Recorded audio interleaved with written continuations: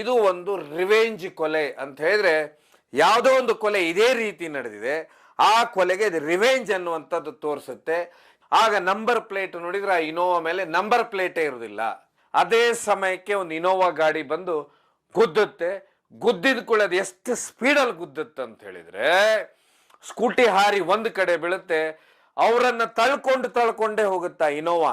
ಈ ಕೇಸ್ಗಳಿದ್ದಂತ ಸಮಯದಲ್ಲಿ ಅದಕ್ಕಿಂತ ಮೊದಲೇ ಒಂದು ತಿಂಗಳ ಮೊದಲು ಬಂದು ಆಯಾ ಜಾಗದಲ್ಲಿ ಒಂದು ಮನೆ ಮಾಡ್ಕೊಂಡು ಇರುವಂತದ್ದೊಂದು ಪದ್ಧತಿ ಅಂತೆ. ಇರೋಕ್ಕಾಗಲ್ಲ ಅಂದ್ರೆ ಮತ್ತೆ ಅವರು ಯಾಕೆ ಪಿಂಟು ಯಾಕೆ ನಮ್ಮ ತಂದೆ ಮೇಲೆ ಇದು ಮಾಡ್ಬೇಕು ಪಿಂಟು ಅಂತ ನಾವಂತೂ ನೋಡಿಲ್ಲ.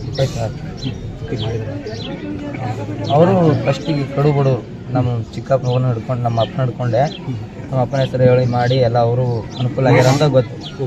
ಅದು ನಾವು ಯಾರು ಹೇಳಿದ್ದು ಕೇಳಿದ್ದು ಅವರು ಅನುಕೂಲ ಆಗಿರೋದು ನೋಡಿದ್ದೀವಿ. ಅದರ